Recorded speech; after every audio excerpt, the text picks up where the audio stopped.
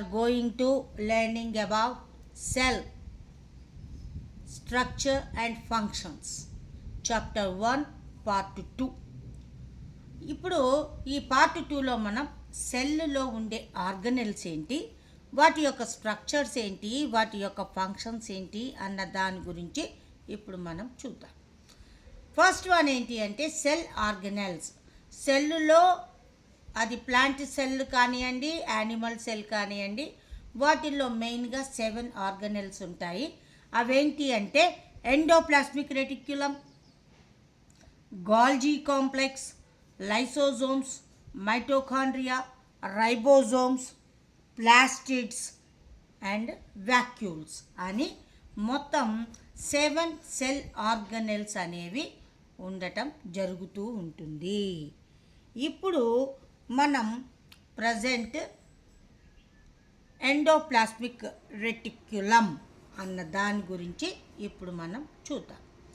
Endoplasmic reticulum యొక్క structure గురించి ఇప్పుడు మనం చూద్దాం.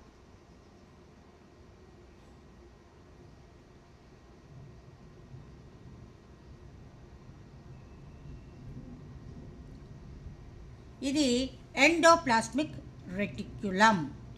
ఎండోప్లాస్మిక్ రెటిక్యులంనే షార్ట్ ఫామ్లో ఈఆర్ అని కూడా అంటారు. దీన్ని డిస్కవర్ చేసిన సైంటిస్ట్ ఎవరు అంటే పోర్టర్, డిస్కవర్డ్ బై పోర్టర్. ఈ ఎండోప్లాస్మిక్ రెటిక్యులం యొక్క స్ట్రక్చర్ని మనం ఒక్కసారి అబ్జర్వ్ చేద్దాం. ఎండోప్లాస్మిక్ రెటిక్యులం యొక్క structure. Yes, this is endoplasmic reticulum. ఈ ఎండోప్లాస్మిక్ రెటిక్యులంని చూస్తే మనకి ఈ షేప్లో కనబడుతుంది. ఎండోప్లాస్మిక్ రెటిక్యులం అనేది సైటోప్లాజంలో ఒక నెట్వర్క్ లాగా సైటోప్లాజం మొత్తం కూడా స్ప్రెడ్ అయి ఉంటుంది. ఇది సెల్లులో ఉన్న సబ్స్టాన్సెస్ని ఒక చోటు నుండి ఇంకొక చోటికి ట్రాన్స్పోర్ట్ చేయటానికి కూడా ఈ ఎండోప్లాస్మిక్ రెటిక్యులం అనేది ఉపయోగపడుతుంది. సైటోప్లాజంలో చిన్న చిన్న ప్యాసేజెస్గా కూడా ఇది మనకి కనబడటం జరుగుతూ ఉంటుంది. ఈ ఎండోప్లాస్మిక్ రెటిక్యులం అనేది 2 టైప్స్గా ఉంటుంది. ఒకటి రఫ్ ఎండోప్లాస్మిక్ రెటిక్యులం, ఇంకొకటి ఏంటి అంటే స్మూత్ ఎండోప్లాస్మిక్ రెటిక్యులం అని 2 టైప్స్గా ఉండటం జరుగుతూ ఉంటుంది. మరి రఫ్ ఎండోప్లాస్మిక్ రెటిక్యులం అంటే ఏంటి అంటే ఈ రెటిక్యులం మీద చిన్న చిన్న చూసారా గ్రాన్యూల్స్ లాంటి స్ట్రక్చర్స్ ఉంటాయి. వాటిని ఏమంటారు అంటే రైబోజోమ్స్ అంటారు. ఈ రైబోజోమ్స్ను కలిగి ఉన్న ఎండోప్లాస్మిక్ రెటిక్యులంని ఏమంటారు అంటే రఫ్ ఎండోప్లాస్మిక్ రెటిక్యులం లేదా ఆర్ఈఆర్ అని చెప్పేసి అంటూ ఉంటారు. ఇంకొకటి ఏంటి అంటే ఈ రైబోజోమ్స్ లేకుండా ఉన్న ఎండోప్లాస్మిక్ రెటిక్యులంని స్మూత్ ఎండోప్లాస్మిక్ రెటిక్యులం అని చెప్పేసి అనటం జరుగుతూ ఉంటుంది. ఇది ఎండోప్లాస్మిక్ రెటిక్యులం యొక్క స్ట్రక్చర్గా మనం చెప్పవచ్చు. ఇప్పుడు మనం ఎండోప్లాస్మిక్ రెటిక్యులం స్ట్రక్చర్ యొక్క పార్ట్స్ గురించి ఒక్కసారి మనం చూద్దాం.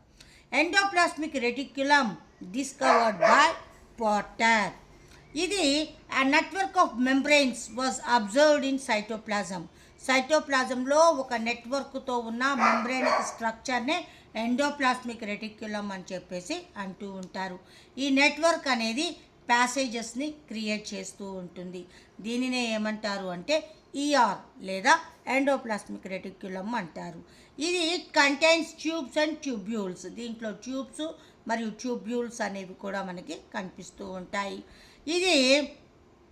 దీని యొక్క స్ట్రక్చర్ దేనికి సిమిలర్గా ఉంటుంది అంటే ప్లాస్మా మెంబ్రెయిన్ స్ట్రక్చర్ ఎలా ఉంటుందో అలాంటి స్ట్రక్చర్నే ఈఆర్ యొక్క మెంబ్రెయిన్స్ కూడా చూపిస్తూ ఉంటాయి. సిమిలర్ అంటే ఒకే విధంగా ఉంటాయి. ఏది ఈఆర్ని కవర్ చేస్తూ ఉన్న మెంబ్రెయిన్, ఈ ప్లాస్మా మెంబ్రెయిన్, ఈ రెండింటి యొక్క స్ట్రక్చర్ సిమిలర్గా ఉంటాయి, ఒకే విధంగా ఉంటాయి. Granule like structures which are called ribosomes. Ribosomes granule like structures ఉంటాయి. అవి ఈఆర్ మీద ప్రజెంట్ అయి ఉంటే దాన్ని రఫ్ ఈఆర్ అంటారు. ఇంకొక ఈఆర్ మీద, అనదర్ పార్ట్ ఆఫ్ ఈఆర్ మీద డు నాట్ హ్యావ్ గ్రాన్యూల్స్, అంటే అక్కడ రైబోజోమ్స్ అనేవి ప్రజెంట్ అయి ఉండవు.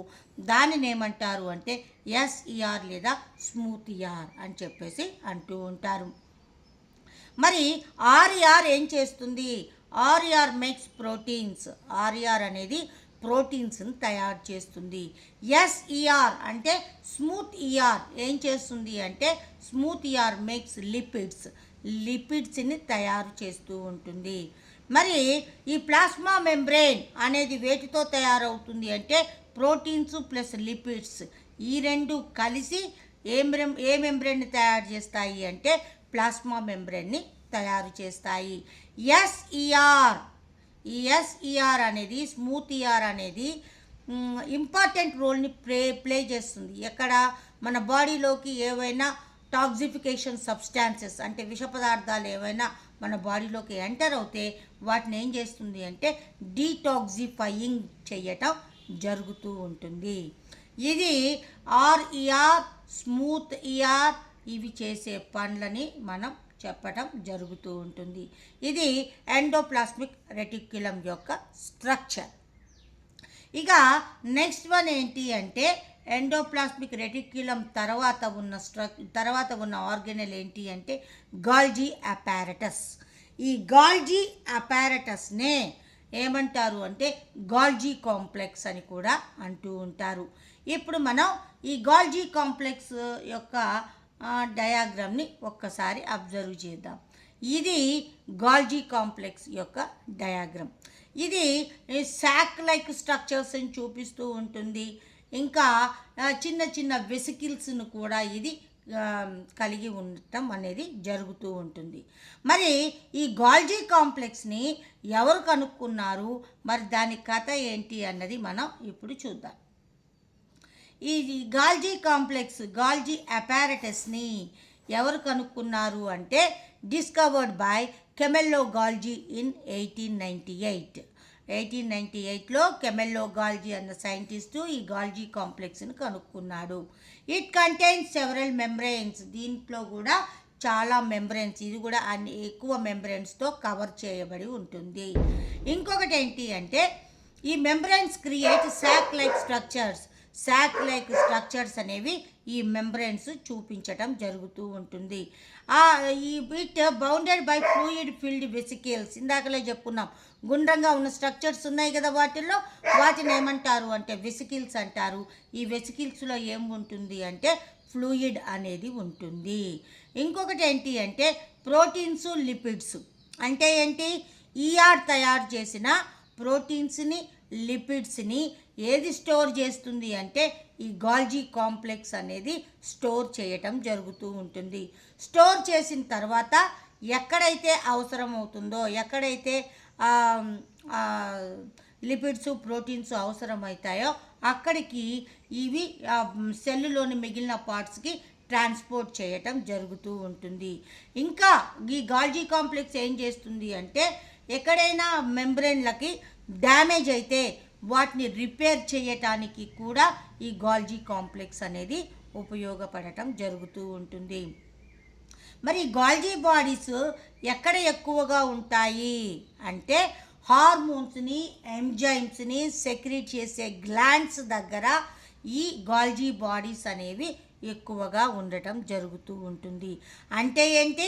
ఈ గాల్జీ కాంప్లెక్స్ లేదా గాల్జీ అపారటస్ అనేది దేనికి ఉపయోగపడుతుంది అంటే ఈ ప్రోటీన్స్ని, లిపిడ్స్ని స్టోర్ చేసి ఎప్పుడైతే అవసరమవుతుందో అప్పుడు వాటిని సెక్రీట్ చేయటానికి ఉపయోగపడుతూ ఉంటుంది.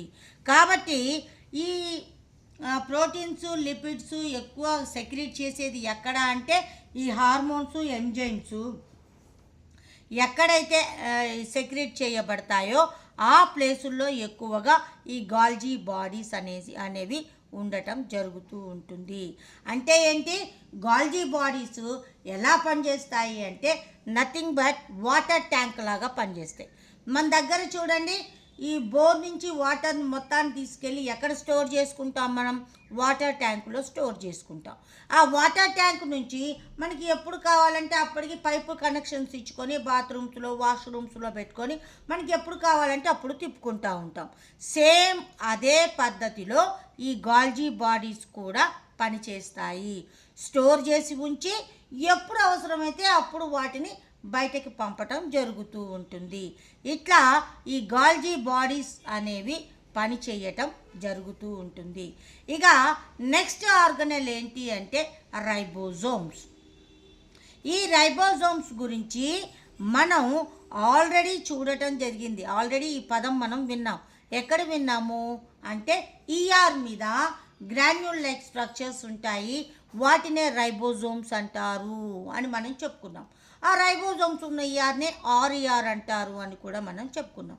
అలాంటి సైటోప్లాజంలో ఒక ఈఆర్ మీదే కాదు, సైటోప్లాజంలో కూడా ఈ గ్రాన్యూల్ లైక్ స్ట్రక్చర్స్ అనేవి స్ప్రెడ్ అయి ఉండటం జరుగుతూ ఉంటుంది.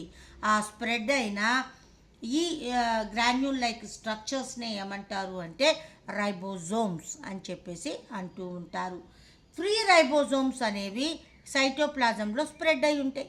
ఫ్రీ కాకుండా ఉన్న రైబోజోమ్స్ అనేవి ఈఆర్కి అతుక్కొని ఉండటం, అటాచ్ అయి ఉండటం అనేది జరుగుతూ ఉంటుంది. మరి ఈ రైబోజోమ్స్ అనేవి ఎట్లా తయారవుతాయి అంటే RNA plus proteins made up of ribosomes. RNA మరియు ప్రోటీన్స్ ఇవి రెండూ కలిసి వేటిని తయారు చేస్తాయి అంటే రైబోజోమ్స్ని తయారు చేస్తాయి. ఈ రైబోజోమ్స్ అనేవి ఎన్ని టైప్స్గా ఉంటాయి అంటే 2 టైప్స్గా ఉంటాయి. ఏంటవి అంటే 70S రైబోజోమ్స్, ఇంకొకటి 80S రైబోజోమ్స్ అని 2 టైప్స్గా ఉండటం జరుగుతూ ఉంటుంది. మరి 70S అంటే ఏంటి, 80S అంటే ఏంటి అంటే ఈ టైప్స్ ఆఫ్ రైబోజోమ్స్ గురించి మీకు హయ్యర్ క్లాసెస్లో ఎక్కువ డీటెయిల్డ్గా చెప్పటం జరుగుతూ ఉంటుంది. మరి రైబోజోమ్స్ ఏం పని చేస్తాయి? రైబోజోమ్స్ అనేవి ప్రోటీన్ సింథసిస్లో ఉపయోగపడతాయి. ప్రోటీన్స్ని తయారు చేయడానికి ఇవి ఉపయోగపడుతూ ఉంటాయి. ఇక్కడ మనం ఒక రైబోజోమ్ యొక్క స్ట్రక్చర్ని చూడటం జరుగుతూ ఉంది. ఈ రైబోజోమ్స్లో 2 పార్ట్స్ అనేవి మనకు కనబడతాయి. 2 యూనిట్లు ఉంటాయి. ఒకటి ఏంటి అంటే రైబోజోమ్ లార్జ్ యూనిట్, ఇంకోటి ఏంటి అంటే రైబోజోమ్ స్మాల్ యూనిట్ అని అంటారు. ఈ యూనిట్ల యొక్క తేడాని బట్టే మనం 70S రైబోజోమ్స్, 80S రైబోజోమ్స్ అని 2 టైప్స్గా వాటిని డివైడ్ చేయటం జరుగుతూ ఉంటుంది. మరి ప్రోటీన్స్ వేటితో తయారవుతాయి అంటే అమైనో యాసిడ్లతో ఈ ప్రోటీన్స్ అనేవి తయారవటం జరుగుతూ ఉంటుంది. ఒక మ్యామల్స్లో ఈ రైబోజోమ్ యొక్క స్ట్రక్చర్ అనేది ఈ విధంగా ఉండటం జరుగుతూ ఉంటుంది. RNA plus proteins are made up of ribosomes అని మనం చెప్పవచ్చు. ఇప్పుడు మనం రైబోజోమ్స్ అనేవి 2 టైప్స్గా ఉంటాయని చెప్పుకున్నాం. అవి ప్రోటీన్ సింథసిస్లో ఉపయోగపడతాయని కూడా మనం చెప్పుకోవటం జరిగింది. ఇప్పుడు ప్రజెంట్ మనం ribosomes are the sites of protein synthesis అంటే ప్రోటీన్ సింథసిస్ని తయారు చేసే ప్లేసే ఏంటి రైబోజోమ్స్ అని మనం చెప్పవచ్చు. ఇక నెక్స్ట్ ఆర్గనెల్ ఏంటి అంటే లైసోజోమ్స్. మరి ఈ లైసోజోమ్స్ గురించి సైంటిస్టులు ముందు కనుక్కున్నారు. ఈ లైసోజోమ్స్ ఏం చేస్తాయంటే సెల్లులో ఉండే ఆర్గనల్స్ అయితే ఏంటి, సబ్స్టాన్సెస్ అయితే ఏంటి, వాటిని డిస్ట్రాయ్ చేస్తాయి. అంత పవర్ఫుల్ ఎంజైమ్స్ లైసోజోమ్స్లో ఉంటాయి అని కనుక్కున్నారు. కానీ ఇక్కడ ఒక పెద్ద మిస్టరీ ఏంటంటే సైంటిస్టులకి మరి ఇంత బ్లాస్ట్ చేసే ఎంజైమ్స్ను కలిగి ఉన్న లైసోజోమ్స్ సెల్లులో ఉన్న మిగిలిన ఆర్గనల్స్ను కూడా వాటిని ఏం చేయాలి, డిస్ట్రాయ్ చేయాలి, నాశనం చేయాలి. కానీ అట్లా చేయట్లేదు. ఏంటి కారణం అని చెప్పేసి దాని మీద పాపం వాళ్ళు కొన్ని వందల సంవత్సరాలు రీసెర్చ్ చేసి లైసోజోమ్స్ గురించి కొన్ని క్యారెక్టర్స్ని వాళ్ళు డిస్కవర్ చేయటం జరిగింది. మరి ఈ లైసోజోమ్స్ యొక్క క్యారెక్టర్స్ గురించి మనం చూద్దాం. Which materials are not need they transported to lysosomes అంటే ఏంటి, సెల్లులో ఏ మెటీరియల్స్ అయితే అవసరం లేదో, ఏ మెటీరియల్స్ అయితే వేస్ట్ మెటీరియల్సో అవి ఎక్కడికి పంపబడతాయి అంటే లైసోజోమ్స్కి దగ్గరికి పంపటం జరుగుతూ ఉంటుంది. ఈ lysosomes contains many hydrolytic enzymes. ఈ లైసోజోమ్స్లో చాలా హైడ్రోలైటిక్ ఎంజైమ్స్ అనేవి దాంట్లో స్టోర్ అయి ఉండటం అనేది జరుగుతూ ఉంటుంది. ఎప్పుడైతే when cell contains waste materials, ఎప్పుడైతే ఈ సెల్లులో వేస్ట్ మెటీరియల్స్ అన్నీ కూడా డిపాజిట్ అవుతాయో, అవన్నీ లైసోజోమ్స్ దగ్గరికి వెళ్తాయో, అప్పుడు దెన్ లైసోజోమ్స్ బరస్ట్ అవి ఒక్కసారి పగిలిపోయి ఎంజైమ్స్ని రిలీజ్ చేస్తాయి. ఆ రిలీజ్ అయిన ఎంజైమ్స్ ఏం చేస్తాయి అంటే ఆ మెటీరియల్స్ని డైజెస్ట్ చేయటం జరుగుతూ ఉంటుంది. మరి అవి వాటంతట అవే పగిలిపోయి అవే ఎంజైమ్స్ని రిలీజ్ చేస్తున్నాయి అంటే నథింగ్ బట్ సూసైడ్ చేసుకుంటున్నట్టుగా దాన్ని ఫీల్ అయ్యి వీటిని ఏమంటున్నారు అంటే they are known as the suicidal bags of the cell. అంటే సెల్లులో సూసైడల్ బ్యాగ్స్ అని చెప్పేసి వీటిని లైసోజోమ్స్ని పిలవటం అనేది జరుగుతూ ఉంటుంది. ఇది లైసోజోమ్స్ అండ్ వాటి యొక్క స్ట్రక్చరు, లైసోజోమ్స్ తర్వాత వాటి యొక్క ఫంక్షన్. ఇప్పుడు మనం లైసోజోమ్ యొక్క స్ట్రక్చర్ని ఒక్కసారి మనం అబ్జర్వ్ చేయటం అనేది చూద్దాం. మనం ఒక్కసారి లైసోజోమ్ యొక్క స్ట్రక్చర్. ఇది లైసోజోమ్ యొక్క స్ట్రక్చర్. ఈ స్ట్రక్చర్ని ఒక్కసారి మనం అబ్జర్వ్ చేస్తే చూడండి, దీన్ని కూడా కవర్ చేస్తూ ప్లాస్మా మెంబ్రేన్ ఉంటుంది, లిపిడ్ లేయర్ ఉంటుంది.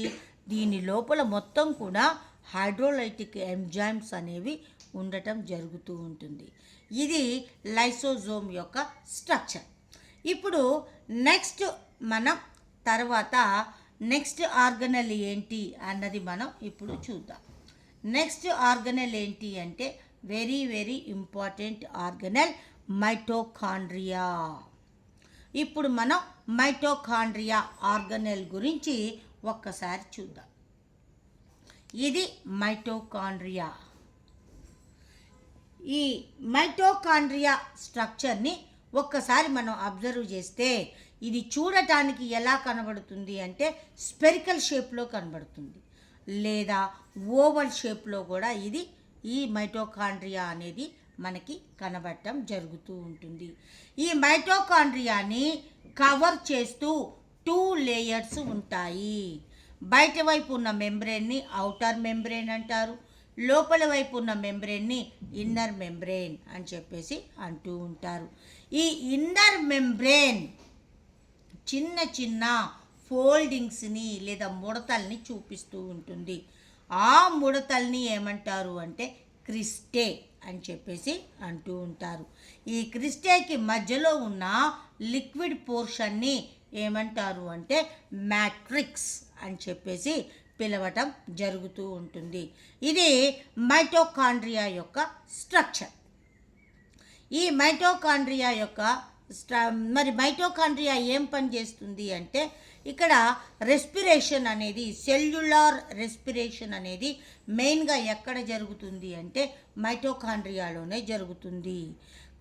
తర్వాత ఎనర్జీ కూడా ఎక్కడ స్టోరేజ్ చేయబడుతుంది అంటే మైటోకాండ్రియాలోనే స్టోరేజ్ చేయబడటం అనేది జరుగుతూ ఉంటుంది. కాబట్టి మైటోకాండ్రియాని ఏమంటారు అంటే సెల్యులార్ రెస్పిరేషన్ సెంటర్స్ అని కూడా అంటారు. ఇంకొకటి power houses of the cell అని కూడా అంటారు. తర్వాత ఎనర్జీ అనేది ఏ రూపంలో స్టోరేజ్ అయి ఉంటుంది అంటే ఏటీపీ రూపంలో స్టోరేజ్ అయి ఉంటుంది. ఆ ఏటీపీని ఏమంటారు అంటే సెల్ కరెన్సీ అని కూడా అంటూ ఉంటారు. ఇప్పుడు మనం ఈ మైటోకాండ్రియాలోని కొన్ని పాయింట్స్ గురించి చూద్దాం. ఈ మైటోకాండ్రియా అనేది 2 లేయర్స్గా ఉంటుందని చెప్పుకున్నాం. ఇది స్పెరికల్ లేదా సిలిండ్రికల్ షేప్లో అంటే ఓవం షేప్లో మనకి కనబడుతూ ఉంటుంది. ఇన్నర్ మెంబ్రేన్ ఫోల్డింగ్స్ని కలిగి ఉంటుంది, దాన్ని క్రిస్టే అంటారు.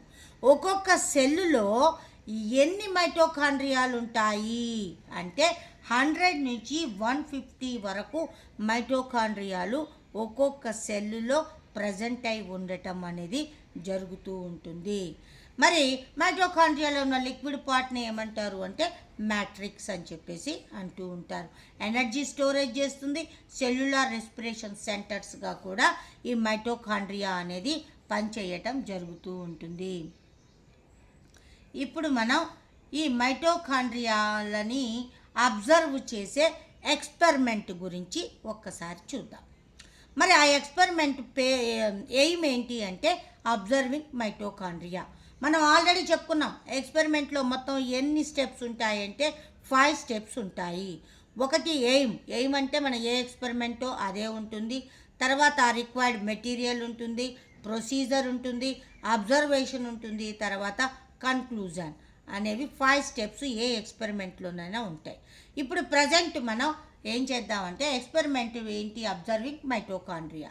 మరి దానికి రిక్వైర్డ్ మెటీరియల్స్ ఏంటి అంటే onion peel, Janus green B, water, slide, watch glass, covered slip, microscope అని చెప్పేసి వీటిని రిక్వైర్డ్ మెటీరియల్గా తీసుకోవటం అనేది జరుగుతూ ఉంటుంది. ఇక ప్రొసీజర్ ఏంటి, ఈ ప్రొసీజర్లో ఏం చేయాలి అంటే ఆనియన్ పీల్ని, చాలా తిన్నుగా ఉన్న ఆనియన్ పీల్ని తీసుకొని దానిని ఒక వాచ్ గ్లాస్లో వేసి ఆ వాచ్ గ్లాస్లో వాటర్ పోసి ఆ వాటర్లో ఈ జానస్ గ్రీన్ బీ అనే లిక్విడ్ని కూడా వేయాలి, కెమికల్ని వేసి కొంచెం సేపు వరకు దానిని అలాగే ఉంచాలి. ఉంచిన తర్వాత దానిని నెమ్మదిగా తీసి ఆ పీల్ని స్లైడ్ మీద పెట్టి స్లైడ్ మీద కవర్ స్లిప్ వేసి దాన్ని మైక్రోస్కోప్ కింద పెట్టి అబ్జర్వ్ చేయాలి. అబ్జర్వ్ చేస్తే మనకి గ్రీన్ కలర్లో స్పెరికల్ షేప్లో లేదా సిలిండ్రికల్ షేప్లో లేదా ఓవమ్ షేప్లో ఉన్న నెంబర్ ఆఫ్ స్ట్రక్చర్స్ అనేవి మనకి కనబడటం జరుగుతూ ఉంటుంది. వాటినే మనం ఏమంటాము అంటే మైటోకాండ్రియా అని చెప్పేసి అంటూ ఉంటాం. మనం ఆల్రెడీ చెప్పుకున్నాం power houses of the cell అని కూడా అంటారు. ఏటీపీనేమో సెల్ కరెన్సీ అని కూడా అంటారు. ఈ మైటోకాండ్రియా అన్నది మామూలు మైక్రోస్కోప్లో కనపడదు, ఎలక్ట్రాన్ మైక్రోస్కోప్లో మాత్రమే వీటిని అబ్జర్వ్ చేస్తే మనకు కనబడతాయి. ఇది 150 times smaller than nucleus. Cell లోపల ఉన్న న్యూక్లియస్ కంటే 150 టైమ్స్ చిన్నదిగా ఉంటుంది. 150 రెట్లు న్యూక్లియస్ కంటే చాలా చిన్నదిగా ఈ మైటోకాండ్రియా అనేది ఉంటూ ఉంటుంది. ఈ మైటోకాండ్రియా యొక్క లెంత్ని వైడ్ని చూస్తే ఎంత లెంత్ ఉంటుంది అంటే 2 to 8 మైక్రాన్స్ లాంగ్ లేదా లెంత్లో ఉంటుంది. ఈ వైడ్ అంటే వెడల్పు ఎంత ఉంటుంది అంటే 0.5 మైక్రాన్స్ వైడ్ని కలిగి ఉండటం జరుగుతూ ఉంటుంది. ఇక నెక్స్ట్ ఆర్గనెల్ ఏంటి అంటే ప్లాస్టిడ్స్. మరి ఈ ప్లాస్టిడ్స్ గురించి కూడా మనం ఒక్కసారి చూద్దాం. మరి ఈ ప్లాస్టిడ్స్ని చూడటానికి ఒక ఎక్స్పెరిమెంట్ని ఇవ్వటం కూడా జరిగింది. ఎక్స్పెరిమెంట్ ఏంటి అంటే అబ్జర్వేషన్ ఆఫ్ ప్లాస్టిడ్స్. ఇది మన ఎక్స్పెరిమెంట్. మరి దీనికి వాడే రిక్వైర్డ్ మెటీరియల్స్ ఏంటి అంటే రియోలీఫ్, వాటర్, స్లైడ్, కవర్ స్లిప్, తర్వాత కాంపౌండ్ లేదా ఎలక్ట్రాన్ మైక్రోస్కోప్ అన్న వాటిని మనం మెటీరియల్గా తీసుకోవాలి. అయితే ఈ మెటీరియల్స్ని ఎట్లా తీసుకోవాలంటే రియోలీఫ్ని చాలా తిన్నుగా మనం టేర్ చేయాలి. టేర్ చేసిన తర్వాత దాన్ని వాటర్లో వేయాలి. కొంతసేపటి తర్వాత దాన్ని స్లైడ్ మీద వేసి స్లైడ్ మీద కవర్ స్లిప్ పెట్టి దాన్ని మైక్రోస్కోప్ కింద పెట్టి చూడాలి. అట్లా చూసినప్పుడు మనకి ఈ ప్లాస్టిడ్స్ అనేవి ఎలా కనబడతాయి అన్నది ఇక్కడుంది చూడండి. ఎస్, ఇది ప్లాస్టిడ్స్, క్లోరోప్లాస్టులు. ఓకే, ఈ ప్లాస్టిడ్స్ అనేవి సెల్లులో ఈ గ్రీన్ గ్రాన్యూల్స్ అనేవి ఈ సెల్లులో సైటోప్లాజం మొత్తం కూడా స్ప్రెడ్ అయి ఉండటం జరుగుతూ ఉంటుంది. ఇవి మనకి స్లైడ్ కింద పెట్టి చూస్తే ఇలా మనకి కనబడటం అనేది జరుగుతూ ఉంటుంది. మరి ఈ ప్లాస్టిడ్స్ ఎక్కడ ఉంటాయి అంటే ప్లాంట్ సెల్లులో మాత్రమే ఉంటాయి. ప్లాంట్ సెల్లులో జరిగే ఫోటోసింథసిస్ అనేది ఎక్కడ జరుగుతుంది అంటే ఈ ప్లాస్టిడ్స్లో మాత్రమే జరుగుతుంది. ఈ ప్లాస్టిడ్స్ అనేవి గ్రీన్ కలర్ గ్రాన్యూల్స్గా ఉండటం జరుగుతూ ఉంటుంది. ప్లాంట్ సెల్లులో ఉండే గ్రీన్ కలర్ గ్రాన్యూల్స్నే ఏమంటారు అంటే ప్లాస్టిడ్స్ లేదా క్లోరోప్లాస్ట్ అని చెప్పేసి పిలవటం జరుగుతూ ఉంటుంది. ఇప్పుడు మనం ఈ ప్లాస్టిడ్స్ యొక్క స్ట్రక్చర్స్ గురించి మనం ఒక్కసారి చూద్దాం. రైట్, ఇప్పుడు మనం ఎక్స్పెరిమెంట్ చేసాము. ఎక్స్పెరిమెంట్లో గ్రాన్యూల్స్ని చూసాము. వాటిని మనం ఏమని పిలుస్తున్నాం? క్లోరోప్లాస్ట్ లేదా ప్లాస్టిడ్స్ అని పిలవటం జరుగుతూ ఉంటుంది. అయితే ఈ ప్లాస్టిడ్స్ అనేవి 3 టైప్స్గా ఉండటం జరుగుతూ ఉంటుంది. క్రోమోప్లాస్ట్ అంటే ఏంటి? కలర్ఫుల్గా ఉన్న వాటిని క్రోమోప్లాస్ట్ అంటారు. కలర్లెస్గా ఉన్న గ్రాన్యూల్స్ని ల్యూకోప్లాస్ట్ అని చెప్పేసి అంటూ ఉంటారు. గ్రీన్ కలర్లో ఉన్న వాటినే క్లోరోప్లాస్ట్ అని చెప్పేసి పిలవటం జరుగుతూ ఉంది. ఇందాకలా మనం చేసిన ఎక్స్పెరిమెంట్లో ఆ గ్రీన్ కలర్ గ్రాన్యూల్స్ కనబడుతున్నాయని చెప్పుకున్నాం కదా, అవేంటి అంటే ఈ క్లోరోప్లాస్టులే.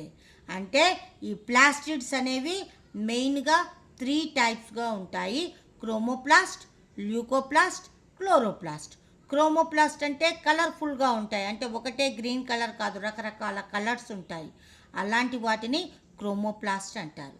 ల్యూకోప్లాస్ట్ అంటే కలర్లెస్గా ఉంటాయి, వాటిని కలర్లెస్ అంటే నథింగ్ బట్ వైట్ కలర్లో ఉంటాయి, వాటిని ఏమంటారు అంటే ల్యూకోప్లాస్ట్ అంటారు. గ్రీన్ కలర్లో ఉన్న వాటిని ఏమంటారు అంటే క్లోరోప్లాస్ట్ అని చెప్పేసి అంటూ ఉంటారు. ఆ ప్లాంట్లో ఫోటోసింథసిస్ మెయిన్గా జరిగే సైట్స్ ఏంటి అంటే ఈ క్లోరోప్లాస్ట్ అని మనం చెప్పవచ్చు. ఈ క్లోరోప్లాస్ట్లను కనుక్కున్న సైంటిస్ట్ ఎవరు అంటే జూలియస్ వాన్ సాక్స్ అన్న సైంటిస్టు 1883లో ఈ క్లోరోప్లాస్ట్లని డిస్కవర్ చేయటం జరిగింది.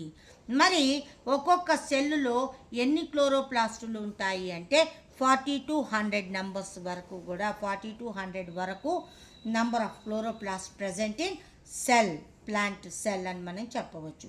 ఈ క్లోరోప్లాస్ట్ యొక్క స్ట్రక్చర్ అయితే ఏంటి, వాటి యొక్క ఫంక్షన్స్ అయితే ఏంటి, దాంట్లో జరిగే రియాక్షన్స్, ఇవన్నీ కూడా మనకి 10th క్లాస్లో నేర్చుకోవటం జరుగుతూ ఉంది. మనకి ప్రజెంట్ ఇంతవరకు మాత్రమే ఇన్ఫర్మేషన్ ఇవ్వటం జరుగుతూ ఉంది. ఇప్పుడు ఈ క్లోరోప్లాస్ట్ అనేవి ఏ షేప్లో ఉంటాయి? ఇవి డిస్క్ లేదా ఓవల్ షేప్లో ఉంటాయి. తర్వాత ఆల్గేలో మాత్రం ల్యాడర్ లేదా స్టార్ లేదా రెటిక్యులేట్ లేదా స్పైరల్ షేప్లో కనబడటం జరుగుతూ ఉంటుంది. ల్యాడర్ అంటే నిచ్చెన ఆకారంలో కానీ, నక్షత్రం ఆకారంలో కానీ, స్పైరల్ అంటే సర్పిల్ ఆకారంలో కానీ, రెటిక్యులేట్ అంటే వల ఆకారంలో కానీ, ఇట్లా రకరకాల షేపుల్లో మనకి ఆల్గేలో ఈ క్లోరోప్లాస్ట్లు అనేవి కనబడటం జరుగుతూ ఉంటుంది.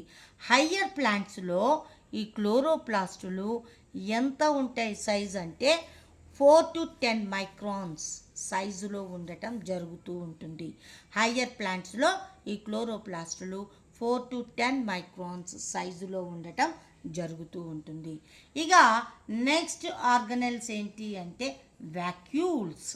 మరి ఈ వ్యాక్యూల్స్ గురించి మనం అబ్జర్వ్ చేయాలి, చూడాలి అంటే మనం ఆల్రెడీ పార్ట్ 1లో యానిమల్ సెల్లు, ప్లాంట్ సెల్లు, వీటి యొక్క స్ట్రక్చర్స్, వీటిలో ఉన్న తేడాల గురించి మనం ఆల్రెడీ చూడటం జరిగింది.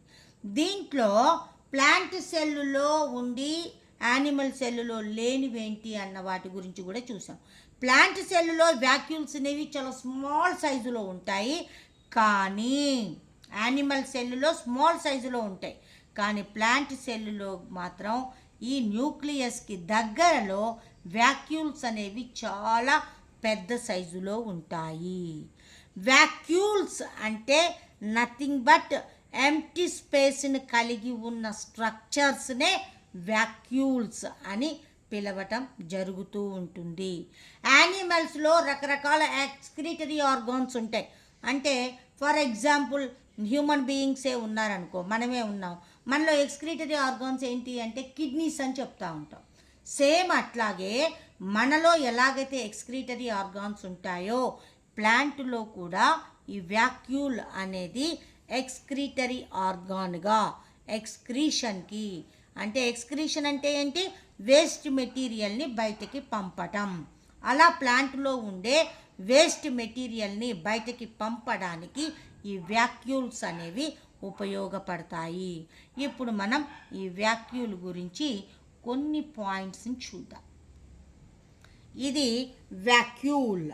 మరి వ్యాక్యూల్ యొక్క ఎక్స్పెరిమెంట్ ఏంటి, అబ్జర్వింగ్ వ్యాక్యూల్. మరి దీనికి ఏం తీసుకోవాలి, రిక్వైర్డ్ మెటీరియల్ అంటే డిజర్ట్ ప్లాంట్స్ని తీసుకోవాలి. డిజర్ట్ ప్లాంట్స్ అంటే మనకు తెలుసు, నాగజముడు, బ్రహ్మజముడు, వాటిని క్యాక్టస్ అంటాం. క్యాక్టస్, అలోవీరా, వీటిని మనం వీటిలో చూస్తే ఈ వ్యాక్యూల్స్ అనేవి మనకి బిగ్ సైజులో కనబడటం జరుగుతూ ఉంటుంది. మరి రిక్వైర్డ్ మెటీరియల్ చూడండి, అలోవీరా లీఫ్ లేదా క్యాక్టస్ లీఫ్, ఏవో ఒక డిజర్ట్ ప్లాంట్ల లీఫ్ని తీసుకోవాలి. సాఫ్రనిన్ సొల్యూషన్ని తీసుకోవాలి. తర్వాత వాచ్ గ్లాసు, స్లైడు, మైక్రోస్కోపు, వీటిని తీసుకోవాలి. వీటిని రిక్వైర్డ్ మెటీరియల్గా తీసుకున్న తర్వాత ఏం చేయాలి అంటే ఆ లీఫ్ని చాలా థిన్గా మనం పై లేయర్ని చాలా థిన్గా సెక్షన్ కటింగ్ చేయాలి. ఆ చాలా థిన్గా సెక్షన్ కటింగ్ చేసిన తర్వాత దాని మీద సాఫ్రనిన్ సొల్యూషన్ని వేయాలి. వేసిన తర్వాత వాచ్ గ్లాస్లో పెట్టి దాంట్లో సాఫ్రనిన్ సొల్యూషన్ వేసి కొద్దిసేపు ఉంచి తర్వాత దాన్ని స్లైడ్ మీద కవర్ స్లిప్ వేసి మైక్రోస్కోప్ కింద పెట్టి చూడాలి. చూస్తే మనకి వ్యాక్యూల్ అనేది ఇందాక డయాగ్రామ్లో చూసిన విధంగా మనకి కనబడటం జరుగుతూ ఉంటుంది. మరి ఈ వ్యాక్యూల్స్ అనేవి ఇప్పుడే చెప్పుకున్నాం, స్మాల్ సైజ్ ఇన్ యానిమల్స్లో చాలా స్మాల్ సైజులో ఉంటాయి, ప్లాంట్స్లో మాత్రం లార్జ్ సైజులో ఉంటూ ఉంటాయి. దే మెయింటైన్ టర్గర్ ప్రెజర్ అంటే ఏంటి, బయట ఎన్విరాన్మెంట్ నుంచి, ఎక్కువగా డిజర్ట్ ప్లాంట్లో ఉంటుంది కాబట్టి వాటికి బయట ఎన్విరాన్మెంట్ నుంచి ప్రెజర్ వస్తూ ఉంటుంది. అలాంటి టర్గర్ ప్రెజర్ని లోపల వైపు మెయింటైన్ చేయడానికి ఈ వ్యాక్యూల్స్ అనేవి ఉపయోగపడతాయి. They excrete unwanted substances from the సెల్లో పనికిరాని వాటిని బయటకి పంపడానికి, ఎక్స్క్రీట్ చేయడానికి నథింగ్ బట్ ఎక్స్క్రీటరీ ఆర్గాన్గా ప్లాంట్లో ఈ వ్యాక్యూల్స్ అనేవి పనిచేస్తూ ఉంటాయి. మరి ఇవన్నీ కూడా సెల్లులో ఉండే డిఫరెంట్ టైప్స్ ఆఫ్ ఆర్గనెల్స్, వాటి యొక్క స్ట్రక్చర్స్, వాటి యొక్క డయాగ్రామ్స్. ఇక నెక్స్ట్ అండ్ లాస్ట్ పాయింట్ ఏంటి అంటే సెల్ థియరీ. మరి సెల్ థియరీని ఎవరు ప్రపోజ్ చేశారు అంటే జాకబ్ ష్లీడెన్ అండ్ థియోడార్ ష్వాన్ అనే ఇద్దరు సైంటిస్టులు కలిసి ఈ సెల్ థియరీని ప్రపోజ్ చేయటం జరిగింది. అందులో ష్లీడెన్ అన్న ఆయనేమో ప్లాంట్స్ మీద రీసెర్చ్ చేశాడు, ఈ ష్వాన్ అన్న అతనేమో యానిమల్ సెల్స్ మీద రీసెర్చ్ చేసి ఇద్దరూ కలిసి ఒకేలాంటి థియరీని వాళ్ళు ప్రపోజ్ చేయటం జరిగింది. ఇక వీళ్ళకంటే ముందే రుడాల్ఫ్ కార్ల్ విర్కో అన్న సైంటిస్ట్ ఏం చెప్పాడు అంటే సెల్స్ అనేవి ఇంతకు ముందు ఉన్న సెల్స్ నుంచే ఎరైజ్ అవుతాయి అని చెప్పేసి చెప్పటం జరిగింది. విర్కో అన్న సైంటిస్ట్ కూడా ఏం చెప్పాడు, కొత్త సెల్స్ బాడీలో ఎరైజ్ అవుతున్నాయి కదా, అవి ఎక్కడి నుంచి వస్తున్నాయి అంటే పాత సెల్స్ నుంచే, కొత్త సెల్స్, ప్రీ ఎగ్జిస్టింగ్ సెల్స్ నుంచే న్యూ సెల్స్ అనేవి ఎరైజ్ అవుతున్నాయి అని చెప్పేసి చెప్తున్నాడు. అయితే ఈ సెల్ థియరీలో ముఖ్యంగా 2 పాయింట్స్ ఈ ష్లీడెన్ మరియు ష్వాన్ అన్న సైంటిస్టులు చెప్పడం జరిగింది. Cells are the basic unit of all living organisms. Cell అనేది అన్ని లివింగ్ ఆర్గానిజమ్స్కి బేసిక్ యూనిట్. సెల్లే బేసిక్ యూనిట్. సెల్ లేకపోతే అసలు లివింగ్ ఆర్గానిజమే లేదు అని చెప్పేసి చెప్పడం జరిగింది. తర్వాత వీళ్ళు ఇదే చెప్పారు, ఏమని, న్యూ సెల్స్ అనేవి ప్రీ ఎగ్జిస్టింగ్ సెల్స్ నుంచే ఎరైజ్ అవుతాయి, అంటే ఇంతకు ముందు ఉన్న కణాల నుంచే న్యూ సెల్స్ అనేవి ఎరైజ్ అవుతాయి అని చెప్పేసి ఈ సెల్ థియరీని వీళ్ళు ప్రపోజ్ చేయటం జరిగింది. ఇది సెల్ థియరీ. దీంతో మనకి cell structure and there functions అన్నది ఫస్ట్ చాప్టర్ కంప్లీట్ అవటం జరిగింది. Thank you.